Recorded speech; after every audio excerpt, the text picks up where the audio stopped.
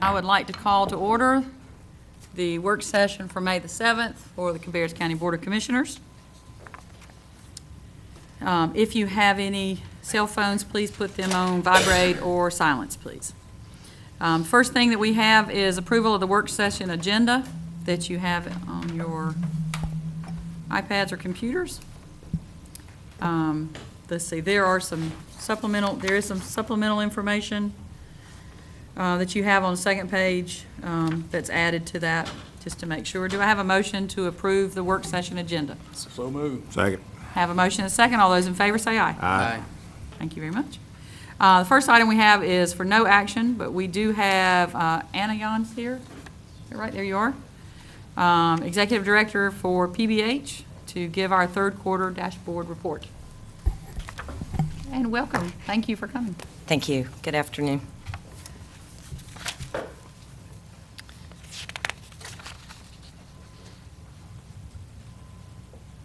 Do you have that report?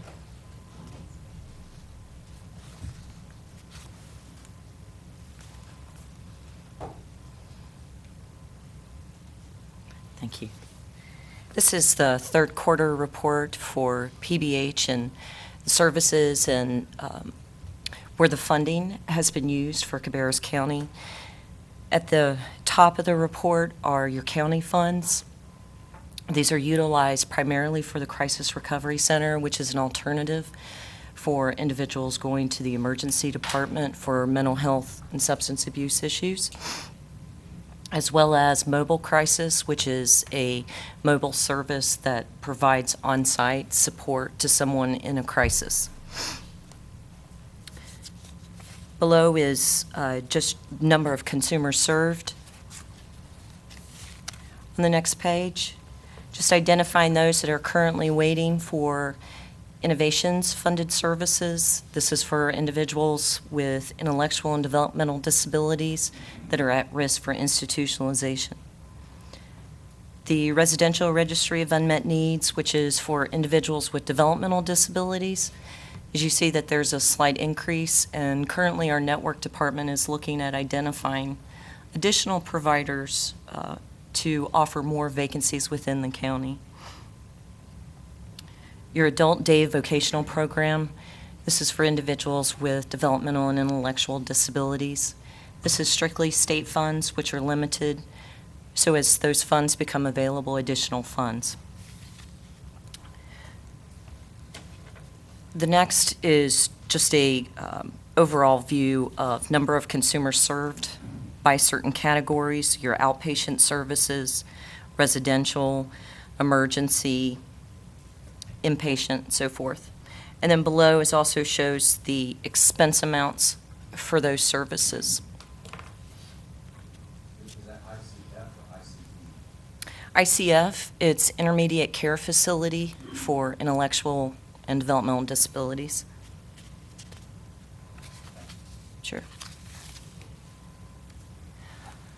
On the next page is a graph of identifying between the two fiscal years, this year and prior, of how many individuals have been served based on last year and this year, as well as the expenses per category for Medicaid funding. This year we are tracking services within the emergency department for those that are utilizing mental health and substance abuse services. Below, it's also identifying your C waiver recipients, that's your innovations. On the final page, this is your top 10 providers within Cabarrus County and the number of individuals served per quarter, as well as the total paid claims. It also identifies below your top 3 providers and number of consumers served per month within this quarter. Do you have any questions?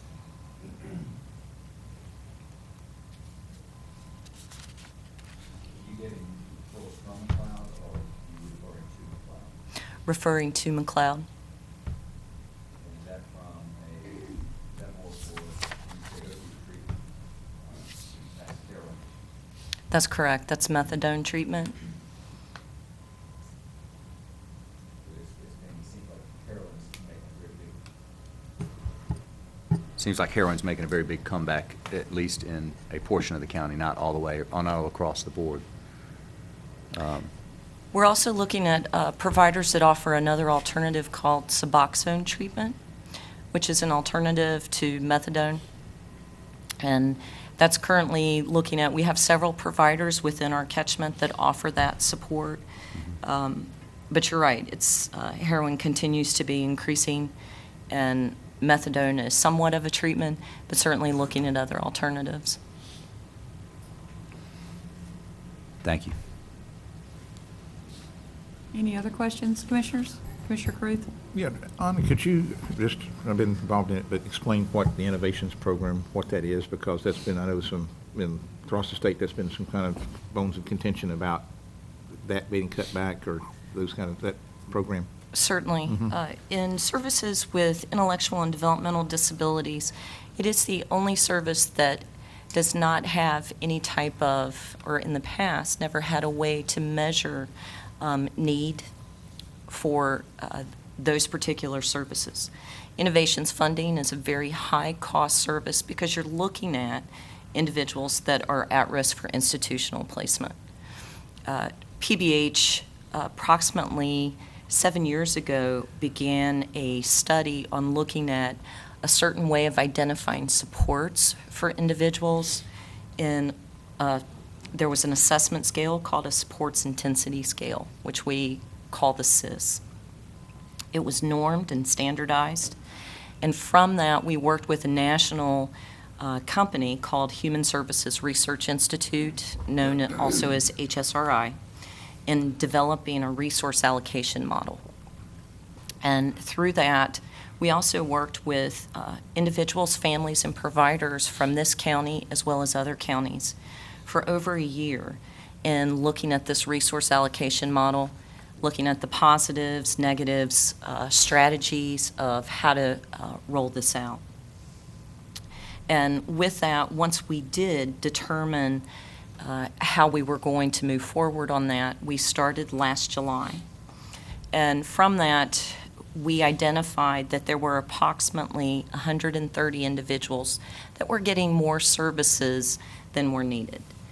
That was out of 670 individuals. The others were either receiving the services that they needed, or we increased those services because they show that they had additional needs. There has been, and through the year, there has been 5 individuals that did not agree with their services, the model. And from that, there has been a lawsuit that has gone forward based on those 5 individuals. At that time, am I going too much? Okay. I'm sorry, I'll try and move a little bit faster, but through that, we did go into court with that, and at this time, there is a preliminary injunction for those 130 for us to increase the services back to where they were a year ago. And that injunction stated that, and it helped clarify things for PBH, because at the time we felt that for appeal procedures is based on a service reduction, not necessarily realigning a budget amount of how much someone could spend. So the courts did help clarify that for PBH. We have sent out letters and initiating those services if the individual felt that that's what was needed. And some have asked for those services to be increased and some have not.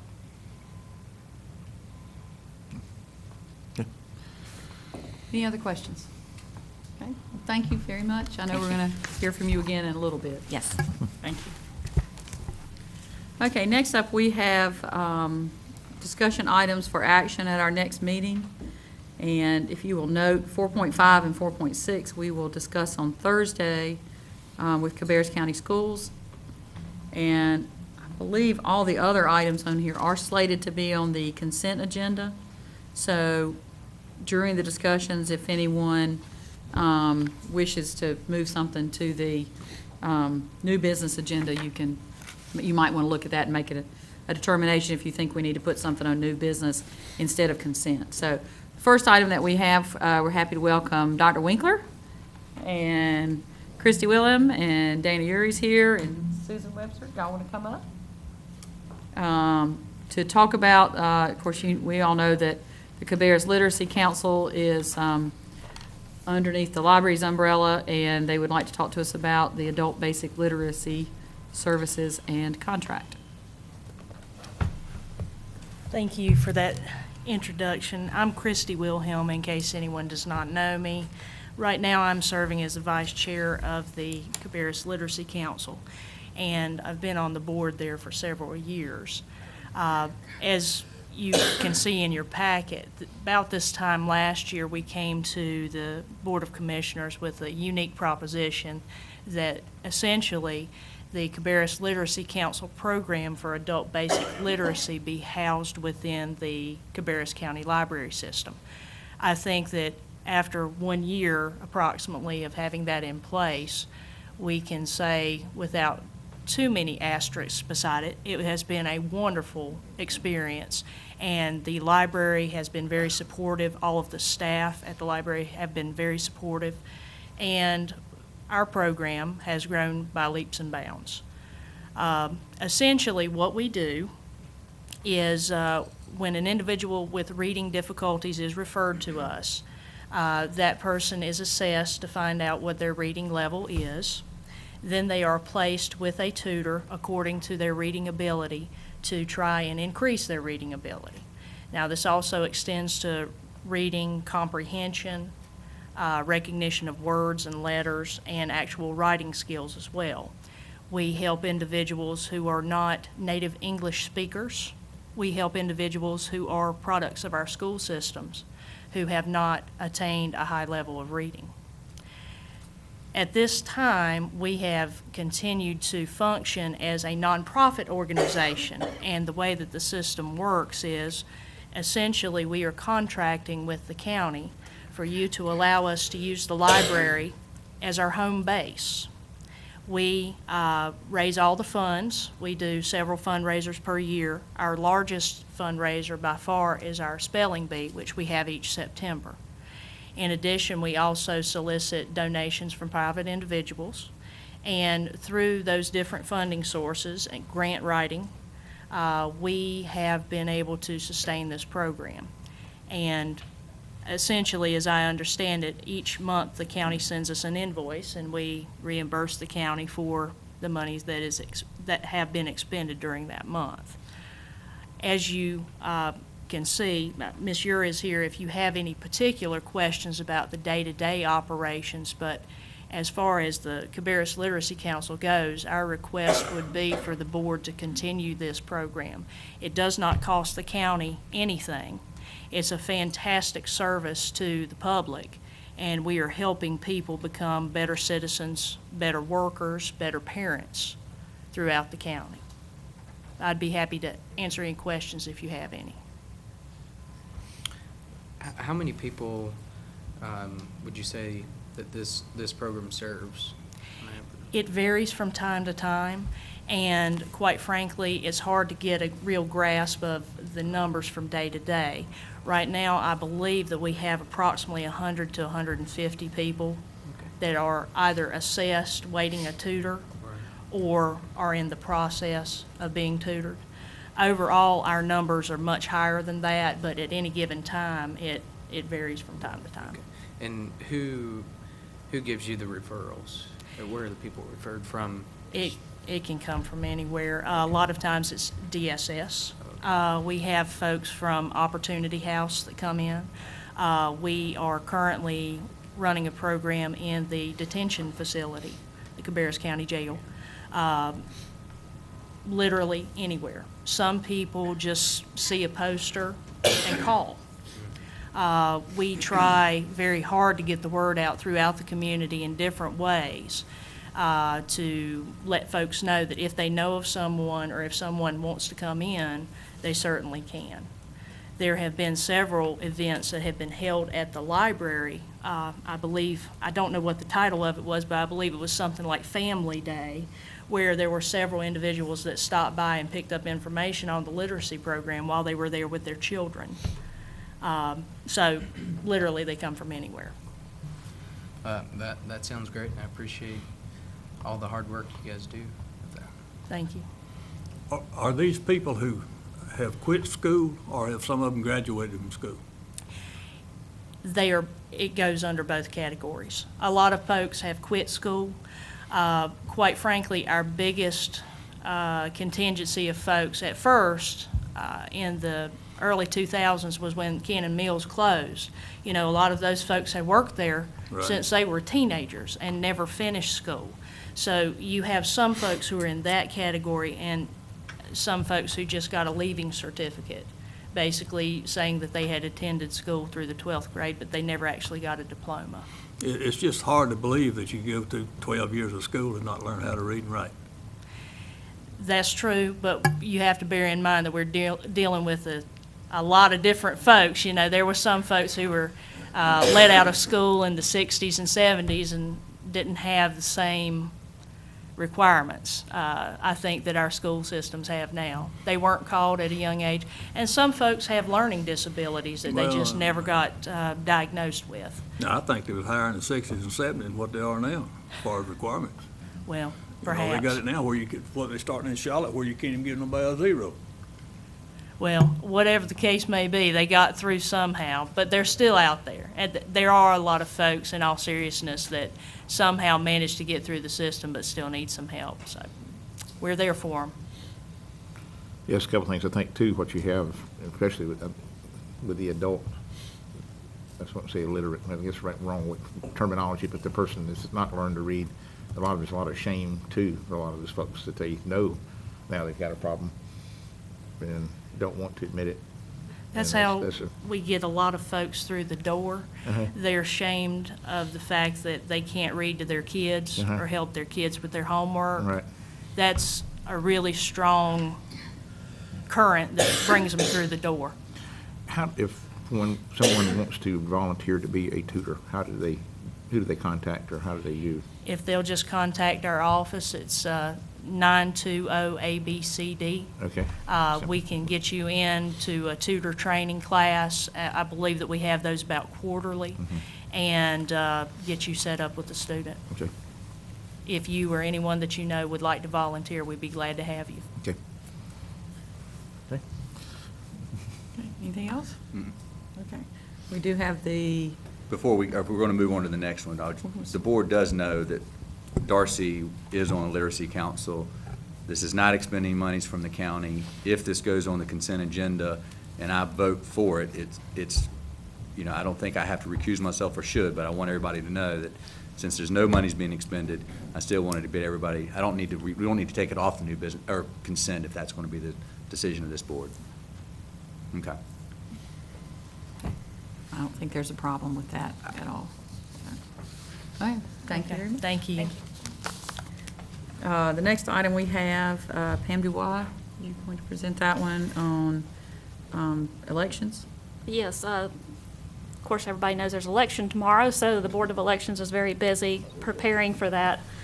And on Linda Grist's behalf, I would like to go over this request, and it's the request for legislative representatives to release the Have a Title II funds.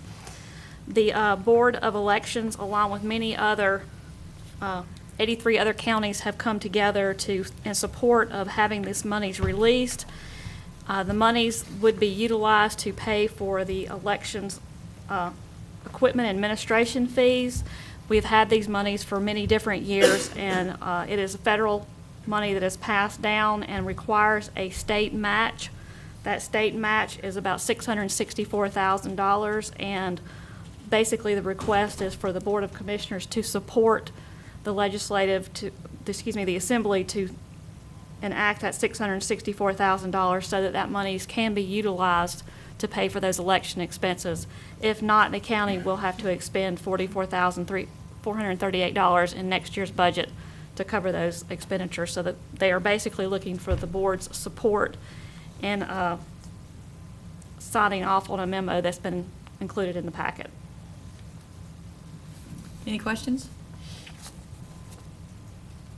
Okay. I think that's, I will take that as being that everybody's in agreement to send that request. The next item, 4.3, Anna Yon's going to come back up concerning a joint resolution for PBH.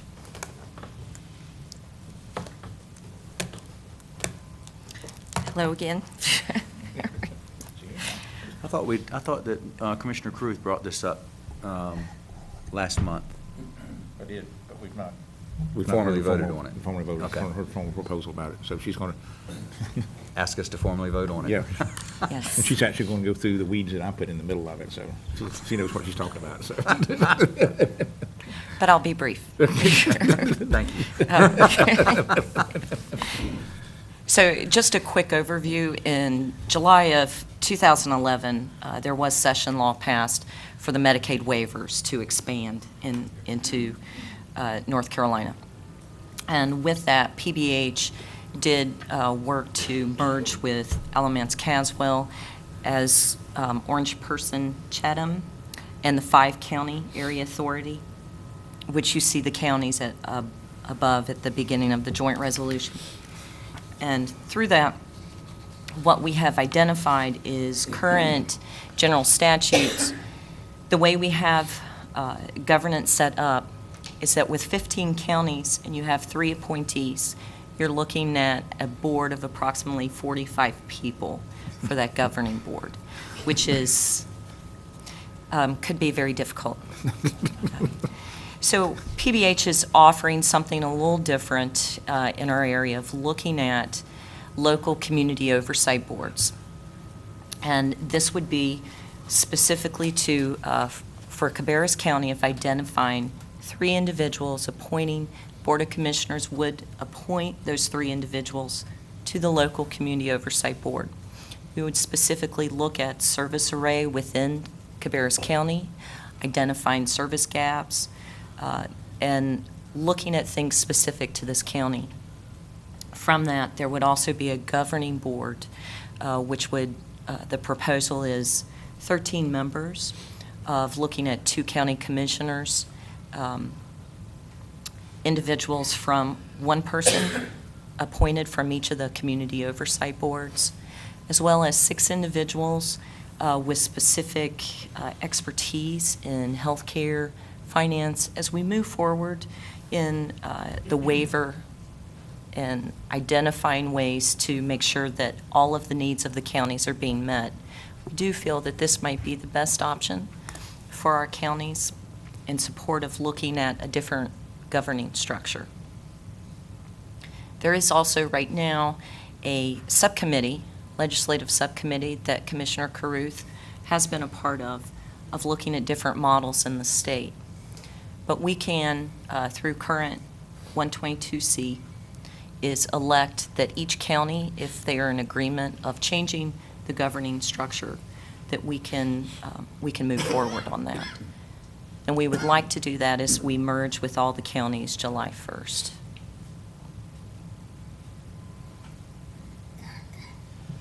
Any questions?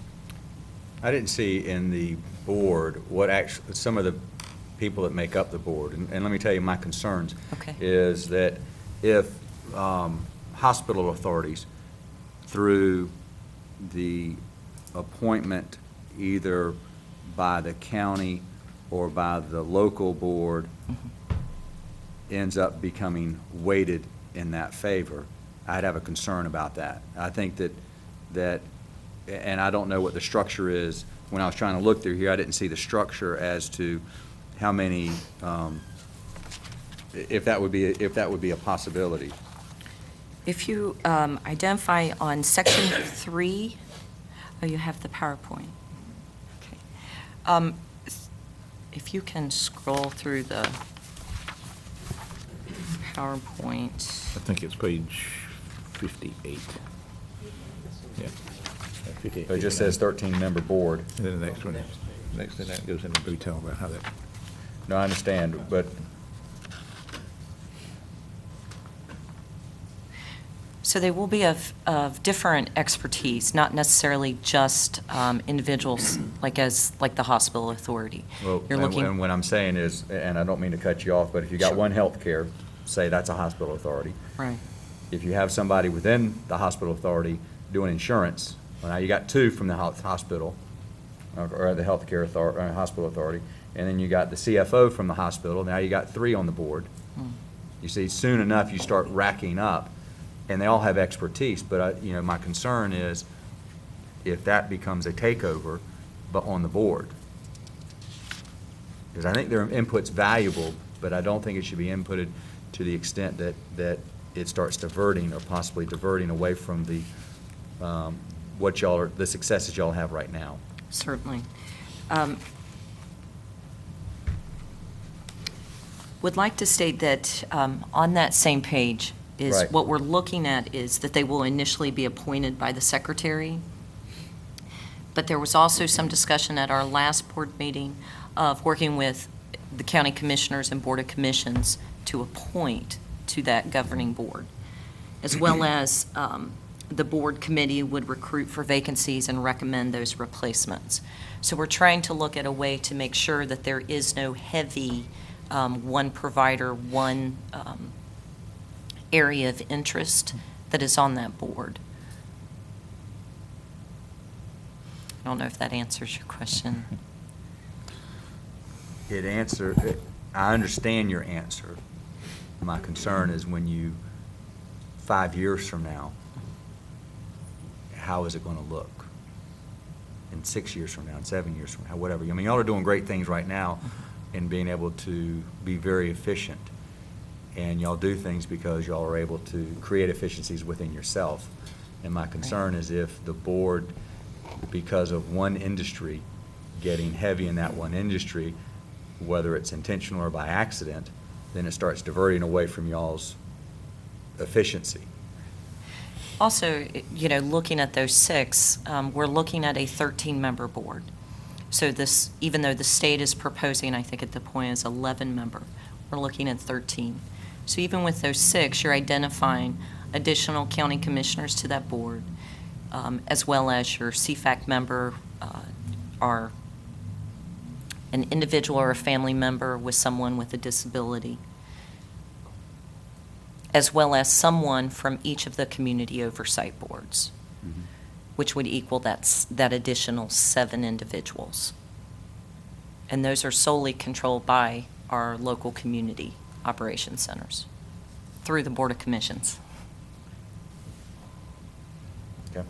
If I understand what you're saying, then it's like, for instance, you could have, I don't know if we're on something, I think it could easily be addressed in that without having to go back and redo everything. Was to Yeah, I'm not saying to say redo that- everything. I but mean, to say easy enough that- is say that from one industry, or one entity or one organization. one entity or one industry, you're Right. limited to X number of people. And that certainly Okay. keeps that from happening, is from getting it overloaded from either one industry Right. or one Even employer. organization, even one employer, yeah. that should Right. have- Certainly, we could take that back and You know, address that would be my concern. Okay. Is that y'all are doing so well, and not saying wouldn't do better, but it would be my concern if the board is heavy in one industry just by happenstance, or heavy in one employer by happenstance, then how does that change the interests of the board and directing it the way it's going now? Is all I would just ask somebody to look at. Certainly, we could do that. And just to clarify, when names are presented, one of these members, does that go to all of the commission boards to approve all the, who approves the members? If we submitted a name for one of the positions and it doesn't, whatever position you want to pick,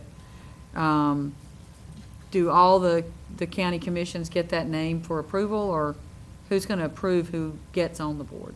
Are you speaking to the governing board or to the community oversight boards? Both. For the community oversight boards, those are specifically appointed by, there are 3 from each county. So Cabarrus County would actually appoint those 3.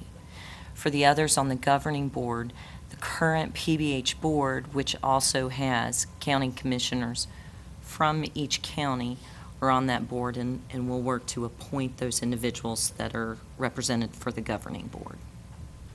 So I guess when you're doing there's a member from the regional board that will get appointed. That's correct. So when each county is doing, to address kind of what Commissioner White said, I mean, when each county is appointing, it would be helpful to know, all of us don't want to appoint from the same industries, because then you really are going to have it that way. Right. So, information would need to be shared that we already have X number of people from, these counties that are from whatever industry, insurance industry. So, you need to look for somebody else, or that would not be the one that would be appointed to the other board, something like that. So. Certainly. I can take that back, but also could share that information as I report to this board. I think one thing to point out too is that in the past, because if you think about the Community Oversight Board is going to basically, the PBH board now, as it's made up, will pretty much become the Community Oversight Board. And as changes are made, as new people are appointed, then that's when you would look at citizen stakeholder or consumer or family member of a consumer that would be appointed to that board, plus the commissioner from each county. In the past, what's happened is anytime we've had an opening, I pretty much have talked, and we've looked at, on the PBH board of what are the needs in evaluating who would be appointed, and usually that usually shortens the list down to 2 or 3 that, to look at.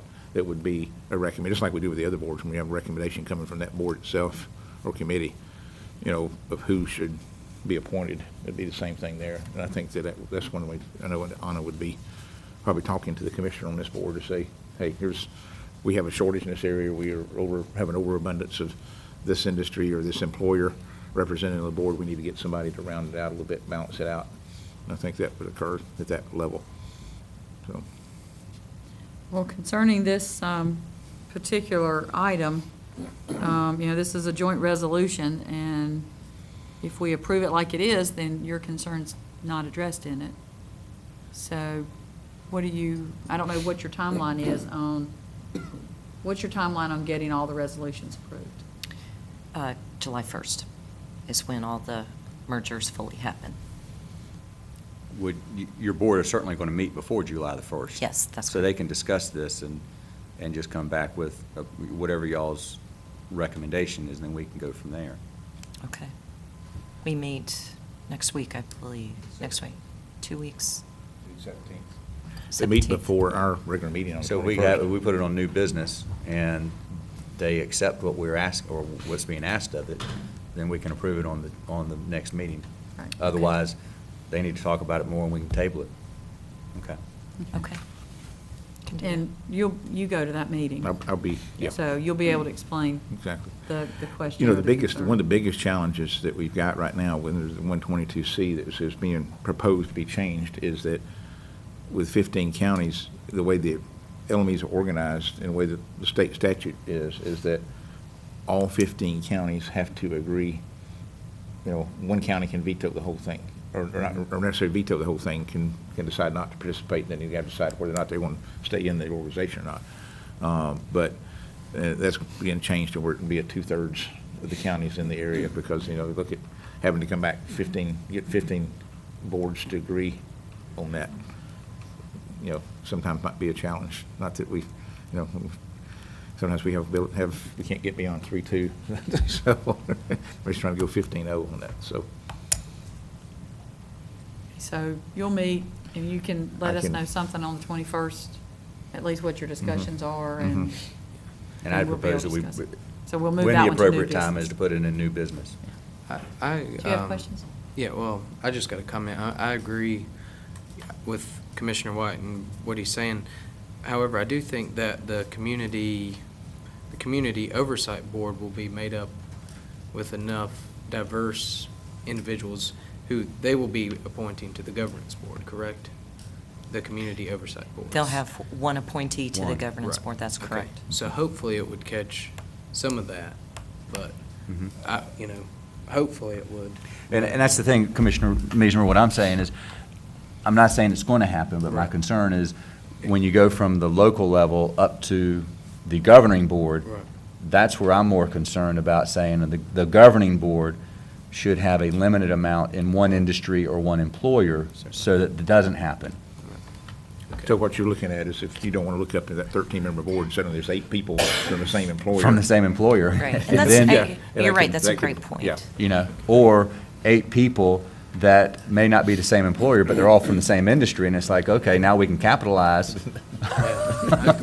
And it's something, I don't think, there is not the intention, but it's not something that was thought of, so I appreciate that. Thank Yeah. you. Yeah. Thank you. Well, Okay, well, we will put that one then on, move 4.3 to new business. Thank you very much. Thank you. And the next item we have is 4.4, request from Odell Volunteer Fire Department for a dry hydrant.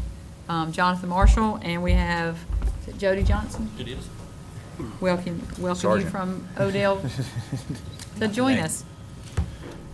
This is a request, obviously, from Odell Volunteer Fire Department to install what's called a dry hydrant. It's not a pressurized line, it's actually a line that would extend into Lake Howell, and be located on county property at NC3.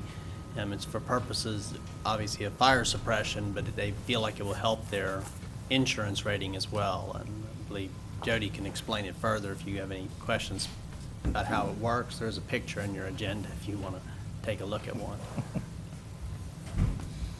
Yeah, just briefly, when we, I think there was some discussion last budget session about, or the last budget cycle about us trying to lower our insurance rating.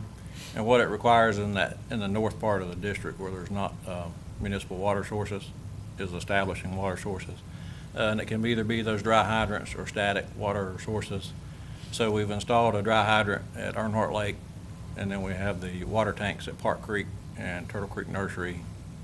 And this one would fill the gap and pretty much cover that north end.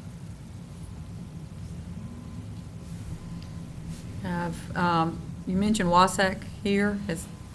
Have they been involved in the conversations? My initial communication was from Chad Von Cannon with Wasack, who oversees the maintenance of the lake for us, and he had indicated that there was no problem, that they did not have an issue with it in terms of the operation and maintenance, although I mentioned it to some other staff at Wasack, and it may need to go to the board for that, to reach that 3-party agreement we're suggesting.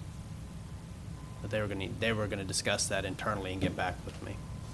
I mean, I would think that the Wasack board would need to approve it also. Comments, questions? How much would you estimate that this will lower the insurance rating or effect? It's hard to estimate. Well, it requires a tanker shuttle, certain flows over time duration, and we've requested a reinspection, and hopefully we'll have that by the fall. Okay. Our goal, right now, we're a split 6-9, 6 in the areas that have municipal water supplies and a 9 in those areas that don't, and we would definitely like to at least meet that, if not exceed it. Okay. When this would not be hooked up to put out a fire from this location? It is hooked up to fill tankers and a water shuttle. Okay. In emergencies. Right.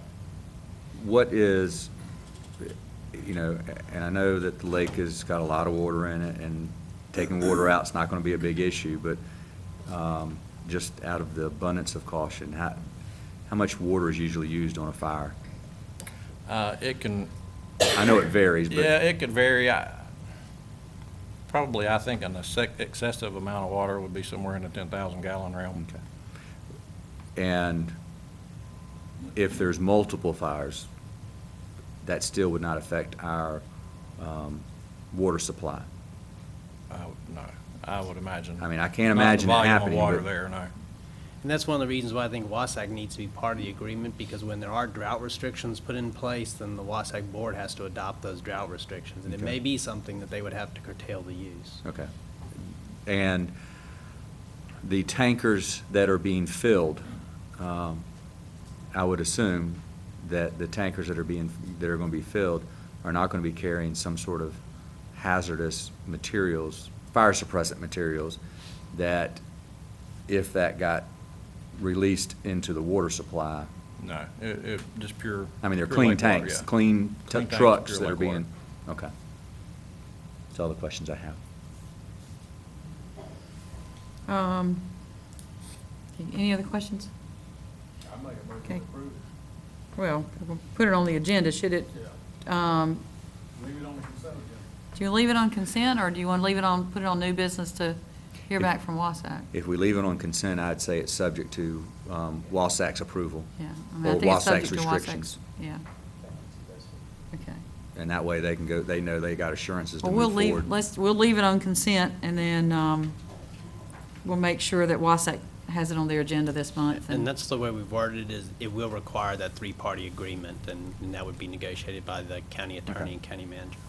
Okay, That's the way I'm drafting it, it's a three-party agreement. okay. Okay. Thank you very Good. much. Thank you. Thank you. Okay, 4.5 and 4.6, we are going to wait and do that on Thursday. So we'll move to 4.7, which is parks, and we have Londa Strong here for a request from the City of Concord concerning WW Flow. Good afternoon. The City of Concord, Bob Dallas, the Director, Parks and Recreation, contacted me several months ago asking about the possibility of them studying putting a dog park at WW Flow. It would be located in the existing part that you can see from the map, that's the developed side. And those two areas circled in red are the areas that they are looking at in their study. They're not saying they're going to put one there. They're looking at the feasibility, the use, and the cost of putting one there. But they didn't want to continue if you all were not in agreement with that. And the agreement that we currently have with WW Flow Park, we own it, they operate it. Any major changes that they do have to be approved by you all. So that's what this request is. Any questions, comments? Is this where future ball fields were going to be placed? The larger of the two circles was identified as a soccer field, but you would have to put so much dirt in there, it's really not feasible to make that a soccer field. The other area is not. Yeah, that was the exact question I asked Ms. Strong too. The 60 acres that we were looking at, it's across the street. This is not part of this park.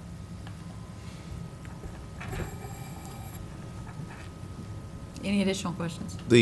So the city is going to operate it completely, so there will be no liability on the county's part once, I mean, is that, when we have to transfer all liability for that to them, or? I think Rich would have to, In some ways, I guess, you're never going to completely give up liability, but, I haven't gone back and looked at that agreement, but I do think it has indemnification provisions in it, since they do operate it, and we just own it. okay.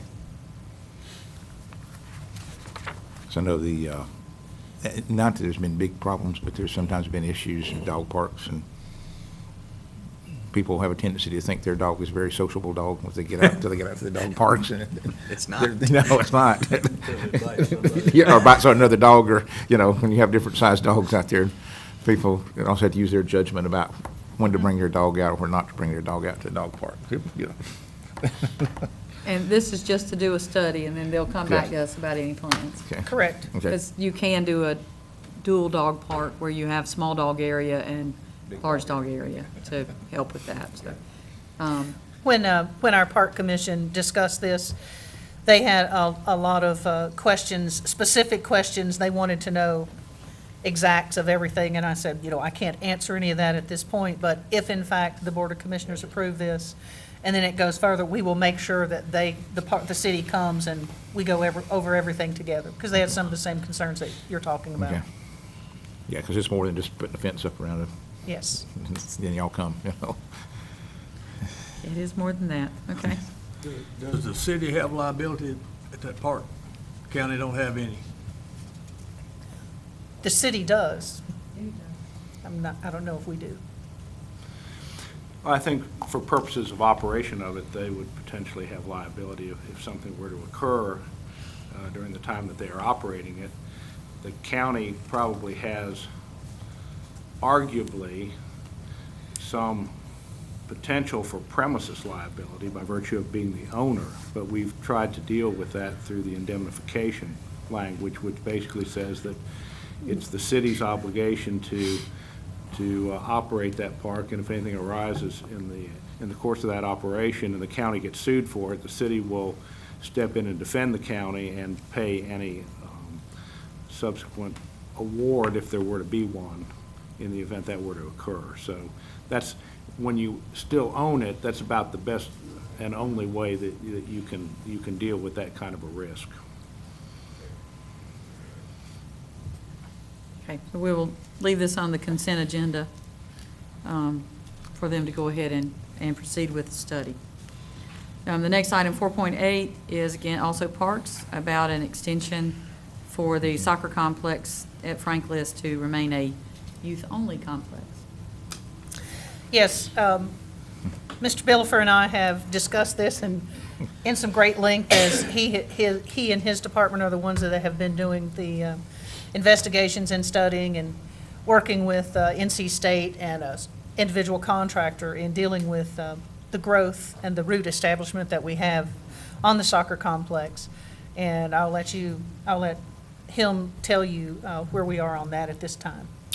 After consulting both with obviously our private contractor out there and the NC State turf group, who's come out and done some investigations and inspections for us that we obviously present to our customers out there, we've determined that the route base isn't strong enough to add adult play. Obviously, when you add adult play, the weight of the players gets higher, so as they cut and move on that field, it cuts your route base a little bit more, actually substantially. And that's actually how we track use of those fields, is based on the actual age group, and we use a factors of the average, national average weight of those players and the time that they play on there. Problem with those fields out there is, as you know, there's a great deal of rock. You can see it actually in between the fields. It's what you walk on in some places. We've had to add a lot of substrate using a compost to that. Every time that you play on those and you wear them down a season, we have to go back and top dress to try to add that substrate amount up so that the roots are not exposed. If we allow adult play, we'll be looking at more destruction of those fields and compromise the work and the assets we've put into it. I do believe that they are better now than they were 5 years ago when we started this. That's correct. Yes. So it has been paying off by keeping the adults off of it for now, and the root base is establishing. It's just not, a lot of the rock keeps it from establishing as much as we would need. So when our 5 years are coming up, October, I believe it is, September. So we started in October 5 years ago, and we wanted to get with you all and make our recommendation to extend it for 3 years and see if we can continue to get the root base established a little bit better, so that we continue to have good fields and we can play on them when it's a little bit wet or when it's a little bit dry, or a little bit longer than we do right now, because we do close them for specific times, as I'm sure you all are aware. They are not open 12 months out of the year. We currently close during the summer months, which is the best growing time for the Bermuda turf. And that's what we're looking for, 3-year extension for now. Any questions? I just make a statement. I think that we need to start looking at turfing, AstroTurf, whether these fields or another fields out there, so that if this is the pristine, these can be the tournament fields, and then practice fields and everyday use fields should be at another location, whether it's at that park or whether it's at another park. I just think that down the road, that will serve the county better, and they need to be multi-purpose fields. Okay, go ahead. I guess that's the question too, bring that up, Commissioner White, was the Football Club Carolina Alliance. These are not the only fields that they have contracts with, they use around they have pretty much exclusively use of the facility, correct? So Correct. they have some other private They fields? play other places as well. Okay. It's pretty much just been the way it's been since the facility was open. Yes. Okay. When does that contract expire? About 15 more years. Yeah. Okay. Well, and they have put in They have put funds in They have. with the fields. Yes, they have. They have priority use on 5 fields, the city has priority use on 5 fields, and the county has priority use. But if the other 2 parties don't sign up for them, then they get first priority on those as well. And so they pretty much have the entire complex, except for during the fall when the city uses their 6 fields. And we have been working with them over the last few months with some other organizations, and they've been very willing to cooperate and offer up field space and work with them. I was going to ask you that, because the next question is, how many, do we have other football organizations, when I say football, I mean soccer organizations out there in the community that, Not necessarily soccer, okay, lacrosse, okay. and then some tournaments through CVB with the little kids, 3v3. Well, there's actually another soccer organization out there that would like to participate. And there's lacrosse, rugby, flag football. There's a lot of potential of tournaments out there for multi-use fields. Question is are these the best location for those fields with the wear and tear on the fields? Because those are a little more intensive. Right. You don't want me playing on any of them.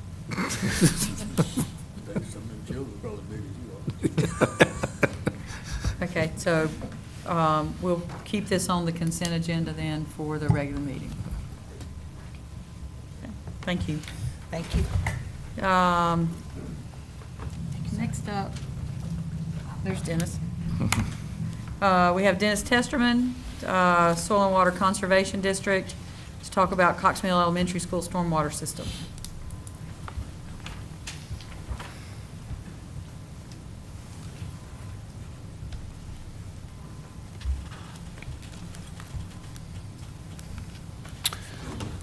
Good afternoon. Cox Mill Elementary School stormwater renovation project is moving along. Baker Engineering is all but through with their design for that project, and so several weeks ago we had issued out a call for proposals. We had a pre-bid meeting with 9 potential contractors attending. 3 of those submitted bids. We opened those last Tuesday. They all came in above the budget that we had. So what we went to the Conservation District Board with, the recommendation we took to them when they met last Tuesday evening was to get their endorsement of a process that would have us check out qualifications, starting with the low bidder, and if those check out, then proceed to negotiate an acceptable cost of the project with that bidder, and we are in the process of doing that now. By the time of the Board of Commissioners meeting, we anticipate having that cost nailed down so that we can get, Board of Commissioners will be in a position to authorize us to move forward with that construction. The goal is to have that work start just as soon as school's out, in hopes that it will move along expeditiously over the summer and hopefully not drag in too long into the time when the school opens back up. We're trying to minimize the impact on activities out at the school and get that job done over the summer.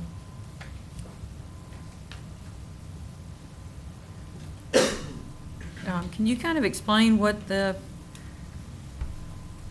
going on, what this means out there at Cox Mill Elementary? I mean, that area before the school was ever built was identified during our natural heritage inventory.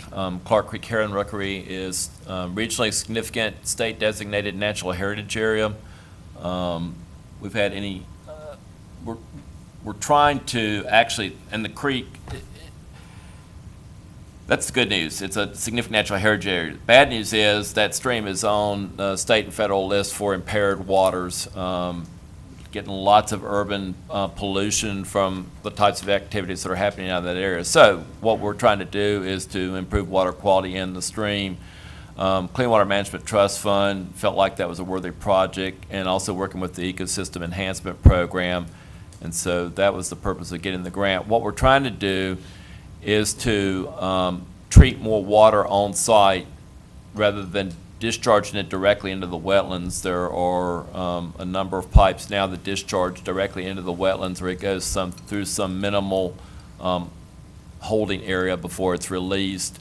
And the idea is there are 3 main BMPs at the parking lot for the concession stand. There'll be a trench that will be excavated. The curb and guttering that's in place would be taken offline. The water would sheet flow off the parking lot into that trench. It'll be filled with sandy mixture, basically, so that the water will actually go in the soil and go down into the groundwater and not need to run off in the ditches between the fields. Down at the between the soccer fields and the wetland, there's a large, I guess that was designed as a stormwater detention basin. It's just basically just a big hole. The idea is to retrofit that and actually make it into a constructed wetland. You'll have plants in there, something other than fescue grass that'll treat the water that'll be discharged into that area. Should become a nice educational amenity for the school as well. Let's see, there is a swell or a ditch, depending on what you want to call it, that's on the south side of the property. It's basically just lined with riprap. A lot of that riprap will be removed, and again, vegetation will be put in there. The water will be slowed down, and then the vegetation will filter out pollutants before that's discharged into the wetland. Part of the over budget aspect of this project is we were trying to get some, not so much water quality, there would be water quality benefits, but to try to deal with some stormwater problems out at the field, out at the park. I guess that would be baseball field 3 has been unplayable for most of its lifetime since it was constructed, and we were trying to deal with some of the stormwater runoff that's actually getting out onto the field, and that's part of what we've got to figure out is, can we get some of those pieces worked into since you've already got equipment mobilized on the site. Does that help you out? That does. I just think, a lot of people, when you think of stormwater, I'm not certain everybody thinks of wetlands, and for anybody that's not in that side of the county might not be aware of all the fields and everything behind there and the rookery and everything else that's in that area. So thank you, that was good. Any questions? How old is that school? My kids went there. I think, well, 10 my years? kids started it up, so I bet you it's 10 years. Was none of this stuff known when that school was built? No, 10 years? the field wasn't opened up until, or wasn't worked on until about 4 years ago, 5 years ago maybe, at the earliest. Yeah. The recreational facilities were developed a number of years after the school was opened up. Yeah, when my kids were there, the playground and all that was in the front of the school. I mean, is the field flooding now? If you can't use the ball field, what's the? There's one of Just them one that I think field. has some problems. Yeah, There's one multiple part- fields out there, just one Yeah, that's. part of it is it's some of the drainage system that was put in has not worked. They've gone back in recently and fixed it, so the field is playable now, right? Should be. Well, just that one field. Yeah, that's the only one that they were really having problems on as far as baseball fields. So, yeah, when we developed it as a park, we went through quite a few issues with the contractor, had to have him come back out and fix a few. And then recently, we had to have some more work done ourselves to make some corrections out there. We paid to get bad work done. At the time, yeah. And that's the one where you're when you go through the process, you're at the mercy of the low bidder. Well, I And- think you should never take the low bidder. Well, the By law, we got law to. requires you to do so. That's. But that's that we can now, Do construction based manager. on that, we don't have to use that contractor anymore. so.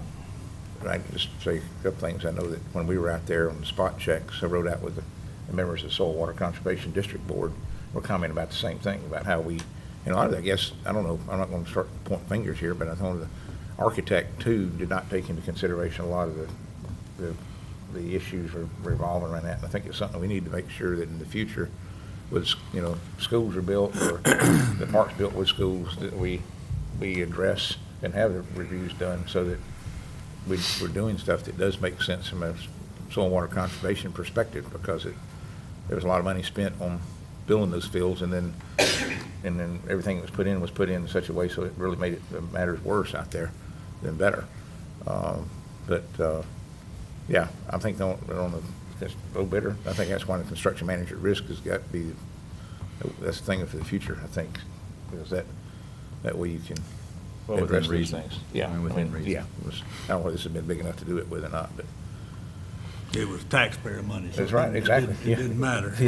With the contractor on the park, we actually did back charge them a pretty substantial amount because of the work and because of the delay in doing it. So I assume that some of the monies we're using to fix some of the items came out of what we back charged them for that. At the last Board of Commissioners meeting, Commissioner Caruth mentioned some of the call share programs that we've got that he's become familiar with, serving with us as a liaison. One of the programs, state legislature, again, taxpayer money being paid to go in and do retrofits for stormwater problems. But just for your information, some of you may or may not know, but the buzzword right now is low-impact development. The idea is to try to get water again to go into the ground, keep it on site, and not discharge it out through pipes. Sometimes that's a little bit more expensive on the front end, but over the long run, it'll save you a lot of money. The problem we had at Cox Mill is you put pipe in the ground, and there were lots of problems with the way the pipe was put in the ground.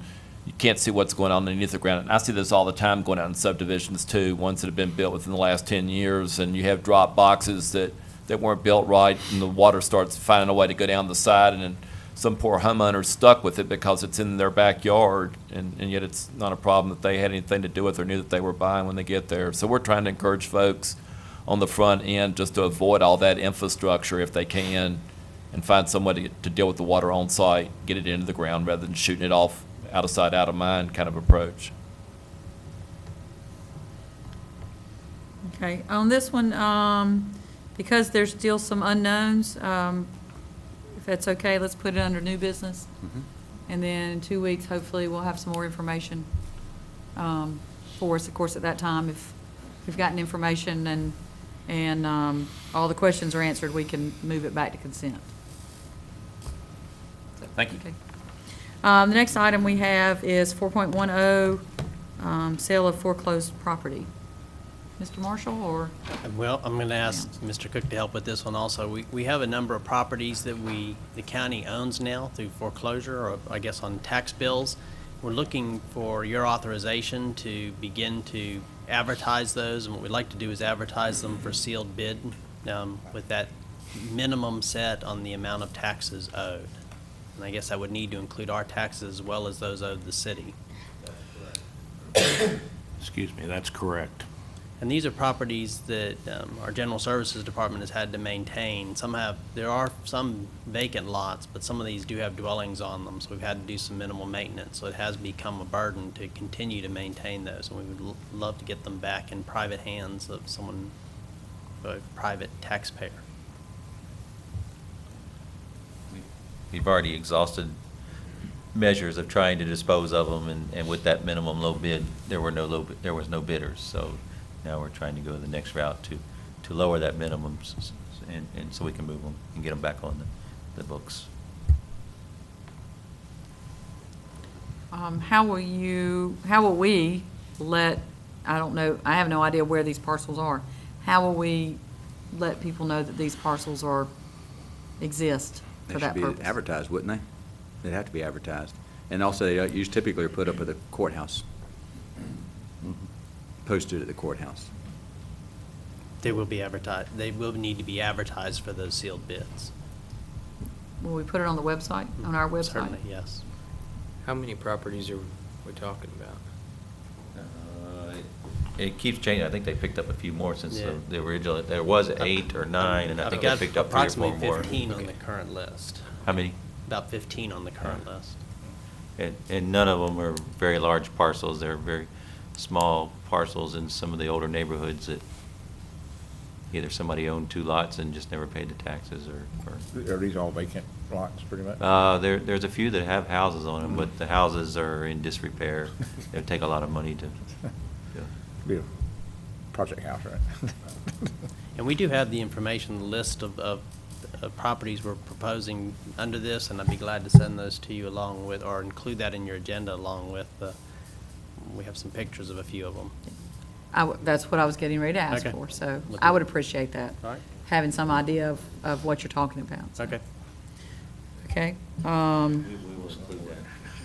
We will include that on your agenda for for the regular meeting. Okay. Right. Okay, the next item, any other discussions on that? Okay, the next item, 4.11, Old Bethel School property. Okay. After about 3 months, back when we were working with Woodson University and their option, they decided to withdraw their option to purchase it. We had a few letters of discontent that we were looking to demolish it was our next option.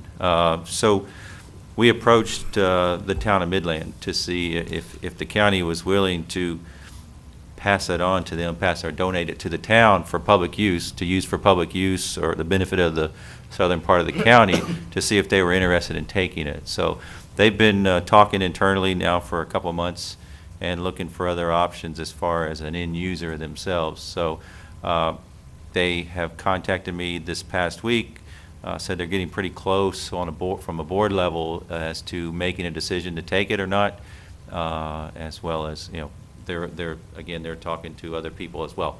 But hopefully by the end of this, they meet, I believe, next week, and after that meeting, I believe they'll be able to give us a final answer. So that we can, if the board agrees, then that's the direction we would go to set up an agreement between the county and the town of Midland to pass ownership over to the town. Questions? So that's what I was going to say. Do we not need to put that under new business since we don't have all the details at this point? I would at this time put it under new business. That's fine. Yeah. Well, if they don't want it, there is a group out there that will take it, as long as you don't put no stipulations on it. They got to hold it for 5 years, or tell them what they have to do to it, or how they can use it. I talked to a man last week that they are interested in it. And, I mean, that's up to the board. I mean, the option was to pass it on to the town for a public use. And the reason why Mr. Cook and I, in negotiating with the previous group, was that they were getting the property for a very small amount of money, and we did not want them to take ownership of that and then automatically flip it, or flip it within a year and make money off of the deal that they did with the county. So that was why it is. If you guys want to, if it doesn't go through with Midland, and you want to look elsewhere, that we can put any conditions on it that you want to as a board. We just wanted to make sure that we were protecting the county and the board, that they weren't going to get it at a very small amount and then in turn sell it. I thought we just wanted to get rid of it. Well, the thing, what I look at it is that I think it's in the business decision is, and I haven't seen the numbers, but if we spend the money to tear it down, do we get paid back more? Do we get, with the vacant land, is it more, is it better to sell at that point in time? Do we get our money out and then make more money off of it than just giving it away? And that's a decision that I think this board needs to look at. If it costs $1 million to tear down, and once it's torn down, we can get $1.5 million for it, then I would rather do that than give it to somebody else, let them do the same exact thing, and make $500,000 off the deal. I'm not sitting here right now satisfied that we can tear it down and make $500,000 off the deal, but we have not explored that option. Well, the people I'm talking about is going to go in there and remodel the building and save it. That's what their plan is. Right. Well, I would suggest that they call Mayor Kitts. Well, now wait and see what Midland wants to do. If Midland wants it, then I say give it to them. I mean, I think Midland is looking for a partner that's going to do exactly what you just said. So if you know somebody that's interested in doing that, they need to contact Mayor Kitts or one of the councilmen in Midland and talk to them about their proposal, and then we can have an arrangement with Midland. Midland can have an arrangement with that particular company or individual in order to save the building. So, I'll call the individual and I'll talk to them and get in touch with them. I mean, I think that, at this point in time, that seems to be the course of action, so. So we will put that under new business then. I can tell you that seeing if it does all fall through and we get to that point, Commissioner White said, is that I know of a couple of counties that have taking over old industrial properties. Those famous one, if you know, if you drove on 74 out in Rutherford County, you see there used to be they used to make boats out there. It was an old Burlington Industries plant right there on the side of 74. That's where Facebook is putting their new server farm. It's right there. They've actually torn that building down. But I guess if you did have that property, then could you not make it shovel-ready and see about getting it certified as an economic development site with the State Department of Commerce? Because that may be Did the county pay for them to go in there? I don't know what they paid over there. I have no idea. I haven't asked that question. I just know that old building was all pieces that they had. But I'm kind of glad they tore it down because we were insuring it. Okay, let's go to 4.12, Mount Pleasant High School Communications Tower Lease. Mr. Cook. Yes, let me get to the right page here. And the Mount Pleasant Tower that's adjacent to Mount Pleasant High School actually has a number of cell providers that are co-located on that tower. We have a situation where we have an existing lease with USA Mobility that they want to renew and extend for a period of time. In looking at the lease terms, it appears that we have to comply with the provisions of NCGS 160A-272, which says that for leases up to a 10-year period, that the board needs to, if they want to enter into a new lease with USA Mobility, the board needs to adopt a resolution and then publish a notice that says that the resolution will become effective 10 days thereafter. It would seem that perhaps for this type of co-location on the tower that we wouldn't have to comply with that statute, but I can find no exception that allows us to be able to just renew with them. If you look at the terms of the lease, it actually is a site lease, which does involve a lease of real estate, because they do have equipment down at the ground level in addition to the equipment that's actually up on the tower. So long as it's 10 years or less, we can handle it in this fashion. For anyone who wants something longer than that, then we have to go through a different procedure, as if it were a sale. But this lease, under the terms that they have proposed, will qualify. Sherry Barnhart tells me they've been a very good tenant. They have paid promptly every month during the time of their initial lease term, including the annual increases in the rent. So certainly from a business perspective, it would seem to make sense. This company, as I understand it, is mainly does pager type of communication. It's not a full cellular type of carrier such as some of the other providers that are currently on the tower. Okay, now non-exclusive. So they have their antenna or something on the tower, and there are other companies that also are renting space on the tower. Mm-hmm. They're kind of So stacked, it's not- stacked vertically at the up the tower. And for the 10-day notification, are we doing that, going to make that motion today to start the notification, to have it in place in 2 weeks, or we're going to do the 10-day notification at our next meeting, at a regular scheduled meeting, and then it would be in place for 10 days after that? I thought I wrote it in a way that it would start from the date of the meeting of approval. Okay, I just wanted to make sure. Yeah.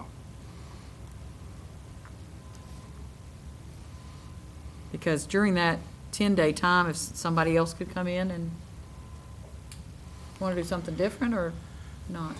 Well, I suppose somebody could come in and object to it, but there is actually additional space on that tower, as I understand it, so I don't know that there would, as a practical matter, that would occur. And we do have some other providers that are already on the tower anyway, so I don't know that they would have any particular objection. I think the one thing you run into with those is a question of potential interference between the equipment or among the equipment of the different providers. So far, that hasn't been an issue out there. And again, we're dealing with someone who's already on the tower at this point. We do have a structural analysis we've done of the tower, and when we are at our maximum at this point, and in fact, we feel like we have another one of the carriers who's located in the tower who wants to replace their equipment, and we've asked them they're looking at that structural analysis, we've asked them to propose how we could address some of those issues. So we're trying to partner to address those and get that corrected. It really won't allow us to add anyone else, but it does allow them to switch equipment out. And then we have a third lease where they've also asked to extend a lease, and we're holding that because they have not been quite as good about paying as USA Mobility has. Okay, any other questions? Okay, if not, then we will place this on the consent agenda then. Okay, the next item, you have a placeholder, Commissioner Caruth and Mr. Downs? I don't know who wants to I'll go. allow you to begin. There's also additional information that is attached that we got into that. I did my K-code, I did my homework, so I got it in last night, so that went in there. If you look under whatever page that is. 126. Yeah, down additional changes to the agenda down there. Okay, let me give you a little more, and I know I've had a couple of you that have come to me saying, why in the world do you keep bringing this up? You know, but we worked for 2 years to try to pull together people in the community to put together a comprehensive program. It was one of these things where we got to the 1 yard line, and every time we got to the 1 yard line, we got sacked for a 10-yard loss, to use a football analogy. We actually met, the APAC met, and come up with what they want to see as components of a program, did a proposal, voted to go forward with it, and then we got some pushback from the Humane Society that came back with a proposal. They met with Judy Sims, the executive director, met with Mike Downs here to talk about that the Humane Society was basically either doing all the items that we wanted to see done or could do them, and just with some reorganization, and it would be a very low-cost option compared to what we were looking at. You know, that's also about the time, and Mike can step into this, and is that where, you know, there's a cost associated with managing the animal population at the shelter, even those that are in their 3-day waiting period while they're waiting for owner reclaim or waiting for the legal, I guess the legal period of time to run out before they can be put up for adoption or euthanized. And when talking to the Humane Society, they felt they could do those things for us, and what this would be basically the Humane Society would take over all shelter operations. The animal control would be out of the shelter business. They would just be doing animal control. And then what we would have happen is just a contract with the Humane Society is something we have not had in, I know, probably 17 years. There's not been any formal contract with the Humane Society to use our animal shelter. So what this would do is put in performance measures, and we've talked with Judy about this. She has agreed in principle to each of these things, and some of them they're already doing. But what we would then, it would provide the shelter space for them to do that, would waive the pool fees for them, and then we would provide IT support to them to get the software in place, because that's one of the big components of this whole thing. And then they would be responsible for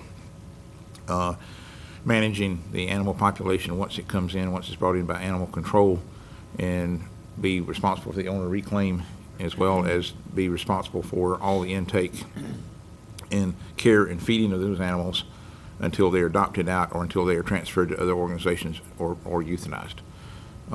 So this is something that I think we probably would consider as part of our budget process. I just want to get it to y'all, and with what we're looking at as far as the performance measures, and I guess, you know, that's pretty much it. So, Yeah, I guess from staff's perspective, you know, we have worked with Mr. Caruth and several of the associations or agencies, and we've come up with a good option here.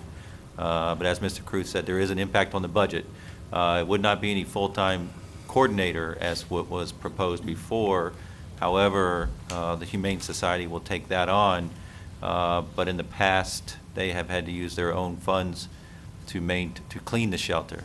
and they can no longer do that. So what they're proposing for 2 part-time individuals, it cost them approximately $4,000 a month, so $48,000 in additional funds from the county. We would contract with them to do that. The 2 part-time employees or workers, whatever they come up with, would actually work for the Humane Society. They wouldn't work for the county. So we do have that in the budget if the board chooses to go in that direction. So it would be an additional cost of $48,000 to the 2013 budget if we go in that direction.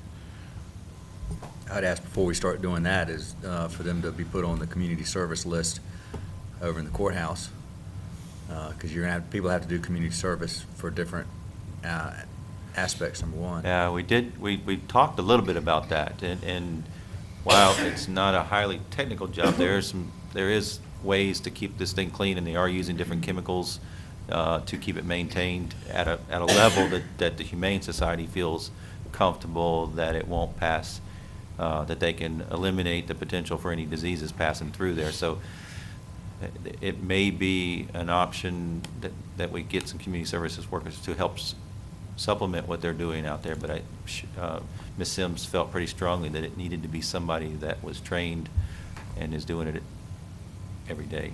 Well, I'm saying, and then another thing is that there's plenty of people serving sentences in jail that they can go over there and learn. It's a trade they can learn when they get out.